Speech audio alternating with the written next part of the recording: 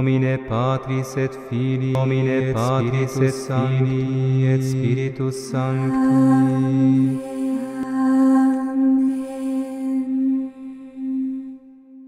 Cerero in Deum, Patrem omnipotente.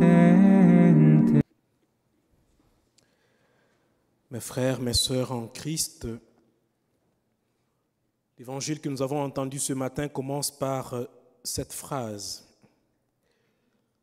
Un jour de sabbat, Jésus était entré dans la maison de l'un des chefs de pharisiens pour y prendre son repas et il l'observait.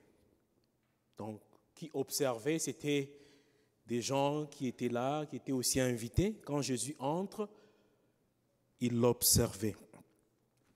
La version anglaise, elle est bonne sur cette même phrase. En anglais, il est dit « And it happened that when he came to the house of a certain one of the leaders of the Pharisees on a Sabbath to eat a meal, they were watching him closely. » They were watching him closely. En français, on dit juste on l'observait. La partie closely la manque. C'est pourquoi je préfère beaucoup la version anglaise. Il y a comme une pression particulière dans le fait de se sentir observé. Pendant mes vacances, j'ai aussi fait l'expérience d'être observé. En fait, je n'avais pas dit à mes parents que je venais. Ouais, je les ai pris par surprise. Je suis méchant, hein? Ouais. J'étais d'ailleurs au téléphone avec papa. Je parlais avec lui et puis je toque à la barrière. Et je lui dis, papa, on toque à la barrière? Il dit, non, on toque. Ah oui, ça c'est vrai. Et puis, il n'y a personne pour aller ouvrir. Bon, moi-même, il part et c'est papa qui est venu pour ouvrir la porte. Donc, il a ouvert la porte et c'était moi. Il a gelé. Alors c'était bien, après les accolades, tout ça, on est assis. Je sentais le regard de mes frères sur moi. Je disais, est-ce que c'est lui? Ce n'est pas lui? Est-ce qu'on rêve? C'est la réalité? Et c'était comme ça aussi avec beaucoup d'autres personnes. Vous aussi, probablement, vous avez déjà fait une même expérience. Tu entres dans une pièce, tu sens que les gens posent leur regard sur toi. Tu ne dis rien, mais tu sais qu'on t'analyse, on regarde ton habillement, ton ton de voix, ta démarche. They are watching you closely. Alors c'était pareil aussi pour Jésus. Où qu'il aille, il était scruté, surveillé et peut-être jugé. Chaque parole, chaque geste, même chaque silence était vraiment regardé avec attention. Alors parfois, nous oublions cela. Nous oublions que, comme disciples du Christ, nous sommes constamment sous le radar des autres. Dieu nous regarde, le monde nous regarde. Alors la liturgie nous rappelle aujourd'hui cela, que nous sommes regardés. Vous me regardez, comme vous regardez, et moi aussi je vous regarde. Regarde. Alors parce que nous sommes tous regardés et nous sommes tous regardants, ne soyons pas n'importe qui. Ne faisons pas n'importe quoi. Ne nous habillons pas n'importe comment. Et quand je parle d'habits, ce n'est pas juste les habits physiques.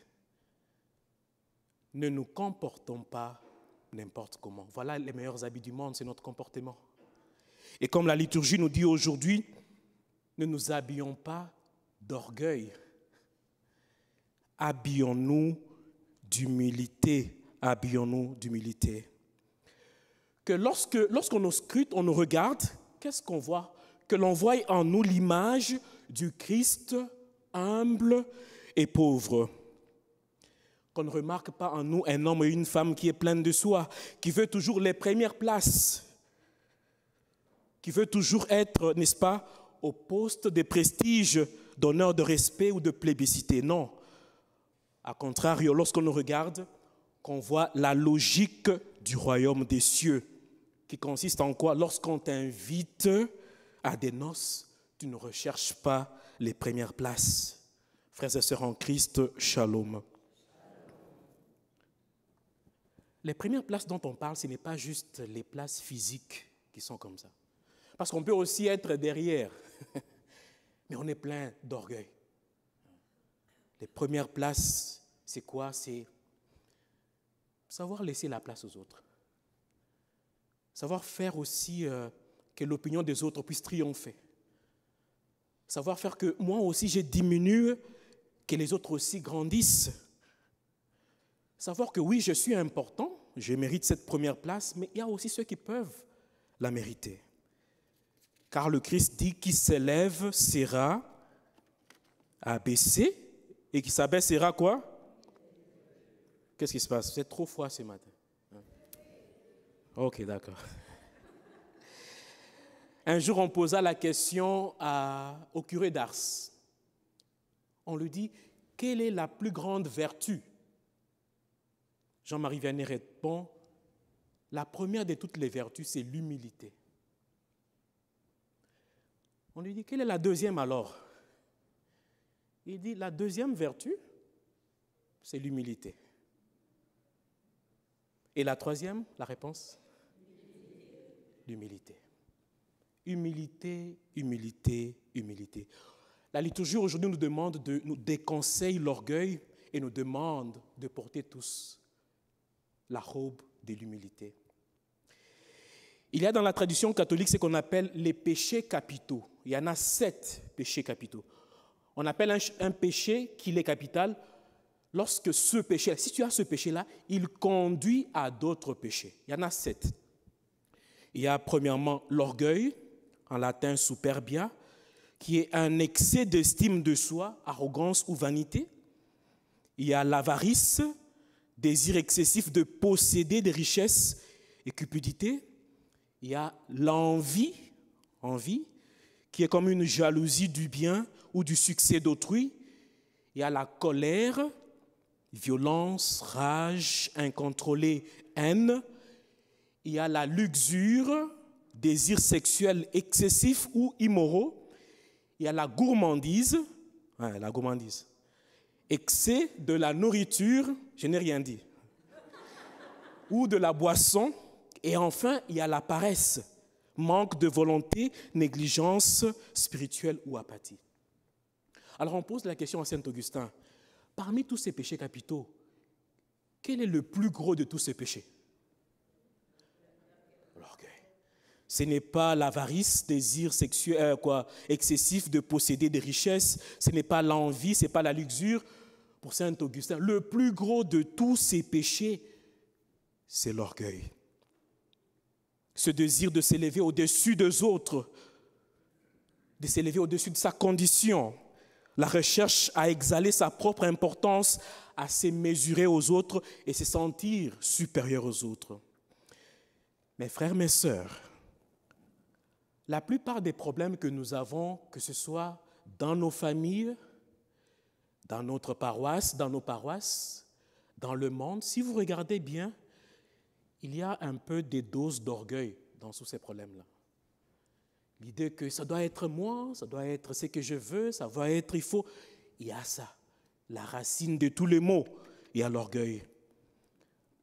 Le Christ aujourd'hui déconseille cette attitude. Il dit quoi? Quand tu es invité, ne pense pas que tu es important. Laisse les autres te dire que tu es important. Papa, tu es important, viens t'asseoir ici. Ne pense pas.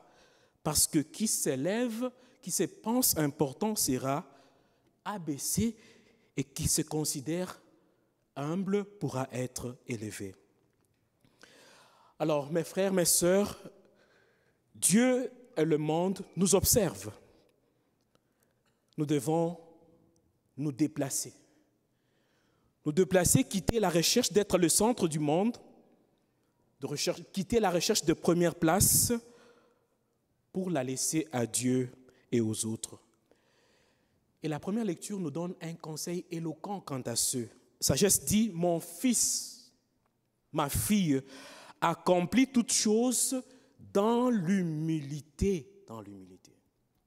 Donc tu es père de famille, tu diriges ta famille dans l'humilité. Tu es la femme au foyer, tu ne dois pas toujours avoir la voix qui triomphe. Non. Sois une femme humble devant ton mari, une femme humble pour tes enfants.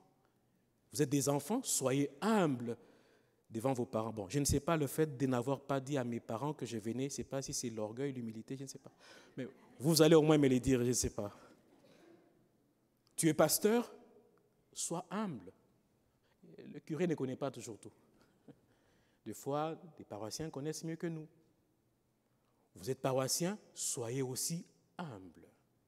Humble. Le Seigneur nous demande cela aujourd'hui. Comment est-ce que nous pouvons grandir dans le chemin de l'humilité? Eh bien, il y a beaucoup de choses que nous pouvons faire. Premièrement, pour grandir dans l'humilité, nous devons reconnaître que Dieu est souverain. Dieu est souverain. Proverbe 3, 5, 6 dit « De tout ton cœur, fais confiance au Seigneur, ne t'appuie pas sur ton intelligence. Reconnais-le où que tu ailles, c'est lui qui aplanit ta route. » Mes frères, l'orgueil naît souvent de quoi? D'un excès de confiance en nous-mêmes, en notre intelligence et en notre capacité. Alors que l'humilité commence par reconnaître qu'au ciel, là, il y a quelqu'un. Et les autres aussi peuvent exister. Donc si on veut rester humble, on doit connaître que Dieu reste Dieu.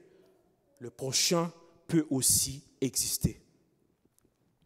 Pour grandir dans l'humilité, ça c'est difficile, hein? Ça c'est la partie la plus difficile de tous. Nous devons considérer les autres comme supérieurs à nous-mêmes. C'est difficile. C'est difficile. Ah, ça c'est Philippiens 3.2. Le texte dit « Ne soyez jamais intrigants ni vaniteux, mais ayez assez d'humilité pour estimer les autres supérieurs à vous-même. » Nous devons faire beaucoup d'efforts ici. Parce que souvent, nous nous sentons supérieurs à X, Y. X, Y. Le Seigneur dit non, c'est pas ça. Le Fils de l'homme lui-même s'est rabaissé, Philippiens 2, en prenant notre condition, en nous suivant. Alors nous devons faire la place aux autres, nous sentir qu'ils peuvent être aussi meilleurs que nous-mêmes. 3, nous devons, n'est-ce pas, toujours nous souvenir que tout vient de Dieu. Jacques 4, 6 dit « Dieu ne nous donne-t-il pas une grâce plus grande encore ?» C'est ce que dit l'Écriture. Dieu s'oppose aux orgueilleux, aux humbles, il accorde sa grâce. Frères et sœurs en Christ, shalom. Nos dons, nos réussites, nos forces, tout vient de Dieu. Qu'as-tu que tu n'as pas reçu? Et Jean 15, 5 dit « Sans moi, vous ne pouvez rien faire. » Rien faire. Lorsque nous pensons que tout ce que nous sommes et tout ce que nous avons vient de Dieu, comment est-ce que nous pouvons nous enorgueillir? Pour grandir dans le chemin de l'humilité, mes amis, nous devons confesser notre orgueil et nous y en repentir. Des fois, à la confession, les gens viennent vous sentir qu'ils sont même orgueilleux dans la confession. Ou bien on pense que je n'ai pas de péché, je n'ai pas de péché. C'est de l'orgueil. La Bible dit quoi? C'est lui qui dit qu'il n'a pas de péché, c'est un menteur. Et puis, l'orgueil est très subtil. Hein? Il peut être direct, comme il peut être aussi indirect. Il est très subtil, très subtil. Alors nous devons toujours nous réexaminer. Est-ce que j'ai agi par orgueil? Est-ce que j'ai agi par ceci? Et demander sincèrement pardon. Et le fait de le confesser régulièrement, le Seigneur nous donnera les grâces de pouvoir combattre cet orgueil, racine de problèmes dans le monde. Enfin, pour grandir dans l'humilité, nous devons servir Dieu et les autres gratuitement et volontairement. Selon que le Christ lui-même est venu, non pas pour être servi, non pas pour chercher les honneurs, mais pour servir. Et le jeudi saint, il fait quoi? Il se baisse, il lave les pieds. C'est ça le modèle du service. Ça, le modèle du service. Qui est plus grand, le maître ou le serviteur? Et moi, je suis parmi vous comme serviteur. Mes frères, mes sœurs, comme je l'ai dit, le monde nous regarde. Le ciel aussi nous regarde. Nous ne pouvons pas échapper au regard. Alors soyons donc des véritables témoins du Christ par une vie humble, simple et vraie. L'humilité ne diminue pas l'homme, mais il le relève. Que le Seigneur nous donne la grâce de marcher sur ce chemin à la suite de celui qui s'est abaissé pour nous élever. Amen.